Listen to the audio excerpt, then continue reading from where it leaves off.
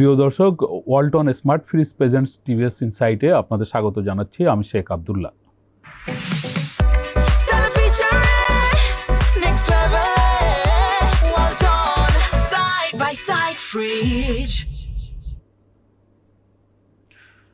আমরা আজ কথা বলবো সরকারের একটি বিশেষ উদ্যোগ নিয়ে। বিশেষ উদ্যোগ এই অর্থে যে বিশেষ উদ্দেশ্য নিয়ে এই কাজটি করতে যাচ্ছে সরকার নতুন একটি ব্যাংক প্রতিষ্ঠার জন্য একটি আইন করেছে এবং এই ব্যাংকটির উদ্দেশ্য হবে সামাজিক ব্যবসার প্রবর্তন করা। ক্ষুদ্র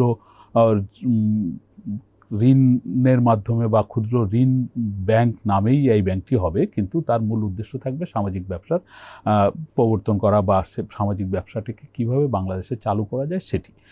আপনারা জানেন যে বর্তমান সরকারের মাননীয় প্রধান উপদেষ্টা সামাজিক ব্যবসার কথা সবসময় বলে আসছেন এবং তিনি চান যে এই ব্যবসাটি সারা বিশ্বেই ছড়িয়ে পড়ুক। তার আগ্রহী এই ধরনের একটি আইন করা হচ্ছে এবং সেখানে নতুন নতুন ধরনের কার্যক্রম নিয়ে এই ব্যাংক কার্যক্রম পরিচালনা করবে, এটি এই আইনে বলা হয়েছে। এই ব্যাংক কোন খাতের লোকজনদেরকে নিয়ে কাজ করবে বা তার সামনে কী ধরনের উদ্যোগ থাকবে তাই নিয়ে আজ টিভিএসের লিড নিউজ প্রকাশিত হয়েছে। নিউজটি করেছেন টিভিএসের চিফ রিপোর্টার আবুল কাশেম। আমরা তার কাছ থেকে এই ব্যাংক স্থাপনের লক্ষ্য উদ্দেশ্য এইসব বা এখনো পর্যন্ত অগ্রগতি বিষয়ে জানবো। আবুল কাশেম, আপনাকে স্বাগত জানাচ্ছি। আপনার যে স্টোরি, আপনি বলছেন যে সরকার একটি ব্যাংক, নতুন ধরনের নতুন পদ্ধতির একটি ব্যাংক করতে যাচ্ছে। আসলে এই ব্যাংকটি কেমন হবে, এর লক্ষ্য উদ্দেশ্য কি? ধন্যবাদ আপনাকে। এই ব্যাংকটি হচ্ছে মাইক্রো ক্রেডিট ব্যাংক এটার নাম, এবং বাংলায় হচ্ছে ক্ষুদ্র ঋণ ব্যাংক। এবং এই ব্যাংক হচ্ছে ক্ষুদ্র ঋণ কার্যক্রম পরিচালনা করবে। এবং ব্যাংকের যে লক্ষ্য উদ্দেশ্য, আইনের মধ্যে অর্ডিন্যান্স, যে খসড়া অর্ডিন্যান্স সরকার তৈরি করছে, সেই অর্ডিন্যান্সের মধ্যে বলা আছে যে ক্ষুদ্র উদ্যোক্তাদের হচ্ছে জামানতবিহীন অথবা জামানত সহ ঋণ দিয়ে তাদেরকে হচ্ছে আত্মকর্মসংস্থানের সুযোগ সৃষ্টি করা এবং এর মাধ্যমে দারিদ্র্য নিরসন করা। আসলে প্রত্যেকটা আইনের মধ্যেই একটা হচ্ছে উদ্দেশ্য লেখা থাকে যে কোন উদ্দেশ্যে এই আইনটা করা হচ্ছে। সেখানে সকল আইনেই কিন্তু ভালো ভালো উদ্দেশ্যের কথা লেখা থাকে, কিন্তু আমরা আইনের প্রয়োগ যখন দেখি তখন আসলে ওই সব ভালো কাজ অনেক সময় হয় না এবং অনেক সময় আইনের অপপ্রয়োগ হয়। তো সেটা ভিন্ন বিষয়। তো এটা হচ্ছে যে একটা মাইক্রো ক্রেডিট ব্যাংক, এবং সাধারণত ব্যাংক বলতে আমরা বুঝি যে বাংলাদেশ ব্যাংক থেকে লাইসেন্স পাওয়া ব্যাংক, কিন্তু এইখানে হচ্ছে এটা বাংলাদেশ ব্যাংকের আন্ডারে থাকবে না এবং তাদেরকে বাংলাদেশ ব্যাংক থেকে লাইসেন্স নিতে হবে না। এটা নিবে হচ্ছে মাইক্রো ক্রেডিট রেগুলেটরি অথরিটি, একটা প্রতিষ্ঠান আছে, তারাও একটা রেগুলেটর। যেসব এনজিও সারা দেশে ক্ষুদ্র ঋণ বিতরণ করে সেসব এনজিওদের নিয়ন্ত্রক সংস্থা হচ্ছে এই এমআরএ। তো সেখান থেকে এরা লাইসেন্স নেবে। এবং গ্রামীণ ব্যাংকও কিন্তু এমআরএর থেকে লাইসেন্স প্রাপ্ত।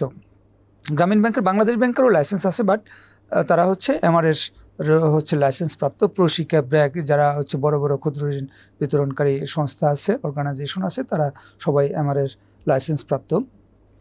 তো সেখান থেকে নেবে। এবং এই ব্যাংকের যে কার্যাবলীর যে একটা বিরাট বর্ণনা হচ্ছে এই খসড়া অর্ডিন্যান্সের মধ্যে আছে। সেখানে দেখা যাচ্ছে যে একটা শিডিউল ব্যাংক, একটা কমার্শিয়াল ব্যাংক যে ধরনের কাজ করতে পারে, এই ব্যাংক মোটামুটি তার সব কাজই করতে পারবে। এরা হচ্ছে যন্ত্রপাতি আমদানির জন্য ও হচ্ছে ঋণ দিতে পারবে, তার মানে হচ্ছে সে এলসিও খুলতে পারবে, সে গভর্নমেন্ট বন্ড, সিকিউরিটিস এগুলোতে ইনভেস্ট করতে পারবে, তারপরে ক্রয় বিক্রয় করতে পারবে। তারপরে হচ্ছে আমাদের কমার্শিয়াল ব্যাংকগুলি যেমন বল্ট ভাড়া দেয়, সম্পদ নিরাপদ হেফাজতে রাখে, তারাও এগুলি করতে পারবে। এর পাশাপাশি তারা হচ্ছে আমাদের এনজিওগুলো যে কাজ করে, যে ক্ষুদ্র ক্ষুদ্র ঋণ দেওয়া, সেই ঋণটাও তারা দিতে পারবে। এবং আরেকটা কাজ তারা করতে পারবে যে কোনো উদ্যোক্তারকে যদি তার টেকনিক্যাল সাপোর্ট লাগে বা কোনো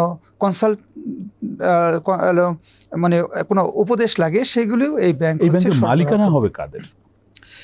এই ব্যাংকের মালিকানার কথা বলা আছে, এখানে একটু জটিলতা আছে। এখানে বলা হয়েছে যে এই ব্যাংকের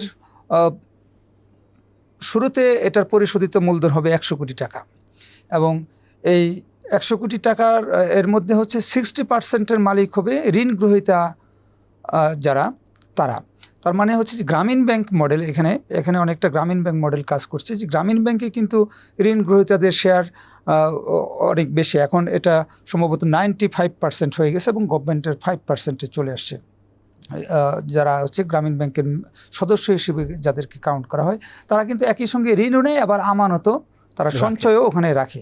এক্ষেত্রেও তাই, এই ঋণ গ্রহীতারা আবার আমানত রাখবে, তারা হলো 60% শেয়ারের মালিক। বাকি যে 40% শেয়ার, সেটা হবে হচ্ছে ওই এমআরের আন্ডারে যেসব এনজিও আছে তারা, বা সোসাইটিস রেজিস্ট্রেশন অ্যাক্টের আন্ডারে যেসব এনজিও আছে তারা, এবং হচ্ছে দ্য ট্রাস্ট অ্যাক্টের আন্ডারেও কিছু সমিতি আছে, তারা হচ্ছে বাকি 40%, এবং এই কোম্পানি আইনেরও কয়েকটা ধারা আছে, ওই সব ধারায় নিবন্ধিত কোম্পানিগুলো এই বাকি 40%-এর হচ্ছে মালিকানা তারা রাখতে পারবে। অনেকদিন ধরেই বাংলাদেশে একটি আলোচনা আছে যে বাংলাদেশে ব্যাংকের লাইসেন্স দেওয়া হয় আসলে অনেকটা রাজনৈতিক বিবেচনায়। যখন যে সরকার ক্ষমতায় থাকে তখন সেই সরকার তাদের লাইসেন্স, তাদের নিজেদের লোকজনদেরকে ব্যাংক স্থাপনের লাইসেন্স দিয়ে থাকে। বাস্তবেও সেরকম দেখা গেছে যে অতীতে যখন যে দল ক্ষমতায় ছিল তখন তারা লাইসেন্স দিয়েছে, এবং সর্বশেষ যে সব ব্যাংকগুলোর লাইসেন্স দেওয়া হয়েছে তখন আমাদের দেশের আর্থিক খাতের যারা বিশ্লেষক আছেন তাদেরকে আমরা বলতে শুনেছি যে বাংলাদেশে যে আর্থিক যে পরিসর, সেই পরিসরে নতুন ব্যাংকের প্রয়োজনীয়তা নেই। আপনি বলছেন ক্ষুদ্র ঋণের কথা, পাশাপাশি বলছেন নতুন এই ব্যাংকটি হচ্ছে প্রচলিত ব্যাংকের মতন কার্যক্রমও করবে। এই সরকারও একটা ব্যাংক দেওয়ার কথা ভাবছে আর কি, এবং অতীতে বা সদ্য যে সরকার তারা ক্ষমতা থেকে চলে যেতে বাধ্য হয়েছে তাদের দেওয়া অনেকগুলো ব্যাংক কোলাপসও করেছে।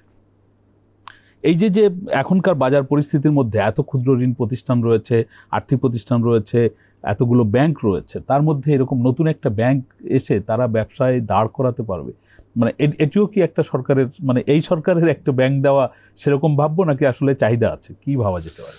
এখানে আমি হচ্ছে নিজে থেকে তো কমেন্ট করতে পারবো না, তবে আমি এক্সপার্টদের ওপিনিয়ন নিয়েছি। এখানে আমি এইটা বলার আগে একটু বলে নিই যে আপনি বলছেন যে এই ব্যাংকটা পরিচালিত হবে সামাজিক ব্যবসা মডেলে, যেটা হচ্ছে আমাদের প্রধান উপদেষ্টার উনি এই ধারণার প্রবক্তা বিশ্বজুড়ে। সামাজিক ব্যবসার যেটা মডেল সেটা হলো যে এই যে 100 কোটি টাকা পরিশোধিত মূলধন, এটা যারা দেবে তারাই তো এটা শেয়ারের মালিক হবে। আপনি হয়তো এখানে হচ্ছে 10 কোটি টাকা দিয়ে 10% শেয়ারের মালিক হলেন, আপনি হচ্ছে এখান থেকে ডিভিডেন্ড নিতে পারবেন, কিন্তু সেটা সর্বোচ্চ 10 কোটি টাকা। মানে আপনি সেটা 5 বছরে নেন বা 20 বছরে নেন, 10 কোটি টাকা নিলেন, এরপরে আপনি আর এখান থেকে ডিভিডেন্ড নিতে পারবেন না। ফলে এটা হচ্ছে রিইনভেস্টমেন্ট হবে, এটাই হচ্ছে সামাজিক ব্যবসার মডেল। যাই হোক, এখন যেটা বলছেন যে এই যে এমআরের আন্ডারে এই প্রতিষ্ঠানটার লাইসেন্স হবে, এবং সেই এমআরের আন্ডারে কিন্তু হচ্ছে 724টা হচ্ছে এমএফআই আছে, মানে মাইক্রো ক্রেডিট ফাইন্যান্স ইনস্টিটিউট আছে। সেখানে হচ্ছে ব্রাক, প্রশিকার মতো অনেক বড় বড় প্রতিষ্ঠান আছে, যারা খুবই স্পেশালাইজড। গ্রামীণ ব্যাংক আছে, এমনকি আমাদের যে শিডিউল ব্যাংক, তারাও কিন্তু বাংলাদেশ ব্যাংকের অনেকগুলো রিফাইন্যান্স স্কিমের আন্ডারে তারা হচ্ছে এরকম মাইক্রো ক্রেডিট করে থাকে। এর বাইরে অনেক আমাদের সমবায় আইনের আন্ডারে অনেকগুলি কোঅপারেটিভ আছে যারা তাদের মেম্বারদেরকে ঋণ দেয়। ফলে নতুন এই ব্যাংকটা আসলে বাজারে অবশ্যই এক ধরনের সে বড় ধরনের হচ্ছে প্রতিযোগিতার মধ্যে তাকে পড়তে হবে। এছাড়া আমি একজন হচ্ছে যিনি এই সরকার গঠিত হচ্ছে ব্যাংকিং সেক্টরের টাস্ক ফোর্সের মেম্বার, তাকে আমি এই অর্ডিন্যান্সের ড্রাফট কপিটা পাঠিয়েছিলাম যে আপনি এটা স্টাডি করে আমাকে হচ্ছে আমার নিউজের জন্য কমেন্ট দেবেন। কারণ অনেক সময় আমি একটা, সে আইন দেখে নাই, আমি একটা কোশ্চেনের প্রেক্ষাপটে উনি যদি কমেন্ট দেয়, কমেন্টটা উপযুক্ত হয় না। তো উনি যেটা একটা কোশ্চেন অ্যারাইজ করছেন যে এই যে 60% শেয়ারের মালিক হবেন ঋণ গ্রহীতারা, তার মানে হচ্ছে এই ঋণ গ্রহীতারা হচ্ছে 100 কোটি টাকার মধ্যে 60 কোটি টাকা তারা পেড আপ ক্যাপিটাল যোগান দেবেন। হ্যাঁ, এখন আগে কোনটা হবে? আগে কি উনি 100 কোটি টাকা 60 কোটি টাকা জমা দিয়ে শেয়ারের মালিক হয়ে ব্যাংক প্রতিষ্ঠা করবেন, এরপরে ঋণ নেবেন? তাহলে এই 60 কোটি টাকা তারা কোথায় পাবেন? অথবা আগে ব্যাংক হয়ে গেল, এরপরে উনি ঋণ নেবেন, তো এরপরে হচ্ছে তাহলে এই ব্যাংকটা হবে কাদের টাকায়? এখানে কি সরকার টাকা দিবে? আইনে কিন্তু বলা নাই যে সরকার টাকা দিবে কি দিবে না। কিন্তু আমার ধারণা, যেহেতু আপনি জানেন যে গত 17 মে একটা এই মাইক্রো ক্রেডিট রেগুলেটরি অথরিটির একটা নতুন ভবন উদ্বোধনে চিফ গেস্ট হিসেবে গিয়েছিলেন আমাদের প্রধান উপদেষ্টা। তিনি সেখানে যে বক্তব্য দিয়েছেন, সেখানে এ ধরনের একটা ব্যাংক প্রতিষ্ঠার কথা উনি জোর দিয়ে বলেছেন, এবং তার বক্তব্যের মধ্য থেকে আমাদের অর্থ মন্ত্রণালয় তারা অনুধাবন করতে পারছেন যে প্রধান উপদেষ্টা এরকম একটা ব্যাংক চাচ্ছেন, এবং তার প্রেক্ষাপটেই এই এরকম একটা ব্যাংক প্রতিষ্ঠার জন্য এই আইনের অধ্যাদেশ হয়েছে।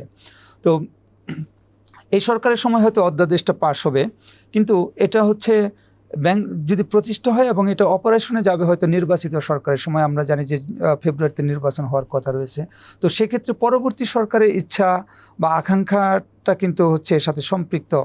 তো ফলে একজন এক্সপার্ট, সিপিডির একজনের সাথে আমি কথা বলেছি, উনি বলছেন যে এই ব্যাংকের আসলে কোনো প্রয়োজন ছিল না, আমাদের এমআরএ আন্ডারে যেসব প্রতিষ্ঠান আছে এমআরএকে আরও একটু শক্তিশালী করা, এবং এই এমআরএ আন্ডারে যে 724টা প্রতিষ্ঠান আছে এগুলোকে স্ক্রুটিনি করে যাদের যোগ্যতা আছে তাদের জন্যেই হচ্ছে পর্যায়ক্রমে আরও কিছু সার্ভিস ওপেন করে দেওয়ার মাধ্যমেই এই লক্ষ্যটা অর্জন করা যেত। নতুন একটা ব্যাংকের প্রয়োজন ছিল না। খুব সংক্ষেপে শুনতে চাই, আপনার কাছে শেষ কোশ্চেন, আমাদের হাতে সময় নেই। সেটি হচ্ছে আপনার নিউজের মধ্যে আপনি বলেছেন যে এই ব্যাংকটি যেটি জন্য খসড়া আইন করা হয়েছে, এই ব্যাংকটিকে এখনকার যে মার্জার আমরা দেখছি বা একীভূতকরণ দেখছি, এই ধরনের কোনো আইনের মধ্যে নেওয়া যাবে না। মানে এই ব্যাংকটা যদি কোনো কারণে ফেলও করে তাহলেও একে অন্য কারোর সাথে মার্জ করা যাবে না, এই ধরনের একটি বক্তব্য আপনার নিউজের মধ্যে দেখছি। মানে এখনকার বাজারে আসলে যেখানে বড় বড় মানে ব্যাংকগুলো যারা ইতিমধ্যে অনেক দিন ধরে সংগ্রাম করেছে তারা টিকে থাকতে পারছে না, সেখানে এরকম একটা আইন এই প্রতিষ্ঠানের সাথে, এটিকে আপনি কীভাবে দেখেন? না, আমি যেটা শুরুতেই বলছি যে এই ব্যাংকটা হলো ব্যাংকটার লাইসেন্স দেবে হচ্ছে এমআরএ, এবং এমআরএর তদারকিতে এটা পরিচালিত হবে। ফলে বাংলাদেশ যদিও একটা ব্যাংক, সেই কারণেই হচ্ছে যে সরকার এখানে একটা অপশন রাখছে যে বাংলাদেশ ব্যাংকের যে ব্যাংকিং রেজুলেশন অ্যাক্ট বা ব্যাংক কোম্পানি অ্যাক্ট, সেখানে যে ব্যাংক অবসায়নের দ্বারা আছে বা মার্জ করার দ্বারা আছে, সেই দ্বারাটা এর ক্ষেত্রে প্রযোজ্য হবে না। এটা হচ্ছে এর জন্য একটা সেফগার্ড হিসেবে রাখছে। এবং আমাদের দেশেও একটা কথা প্রচলিত আছে, এবং আমি যে প্রোগ্রামটার কথা বললাম 17 মে প্রধান উপদেষ্টা যিনি চিফ গেস্ট হিসেবে সেখানে বক্তব্য রাখছেন, ওখানে উনি জোর দিয়ে বলেছেন যে এই যে যারা ছোটো অঙ্কের ঋণ নেয়, গরিব মানুষ বা ক্ষুদ্র ঋণ নেয়, তারা কখনো খেলাপি হয় না, খেলাপি হয় বড়রা। তো ফলে সরকার হয়তো ধরে নিয়েছে যে এই ব্যাংকটা হচ্ছে খুব ভালো মতন চলবে, তার কোনো খেলাপি ঋণ হবে না, সে বিপদগ্রস্ত হবে না, ফলে তাকে মার্জ করার প্রয়োজন হবে না। সরকার হয়তো এরকম ধারণা থেকেই এটা একটা খসড়া অধ্যাদেশ। এখন স্টেক হোল্ডারদের মতামত তারা চেয়েছে, স্টেক হোল্ডাররা মতামত দেওয়ার প্রেক্ষাপটে আজকে এটা নিয়ে একটা মিনিস্ট্রিতে একটা মিটিং হওয়ার কথা রয়েছে, তারপর এটা চূড়ান্ত হবে, সেখানে হয়তো কোনো চেঞ্জ আসতে পারে। ধন্যবাদ আবুল কাসেম আপনাকে। আমরা এতক্ষণ ধরে নতুন ব্যাংক কেমন হতে পারে সেটি শুনছিলাম আবুল কাসেমের কাছ থেকে। আমাদের আলোচনা আপনাদের ভালো লাগলে আপনারা শেয়ার করবেন, লাইক করবেন। সকলকে ধন্যবাদ।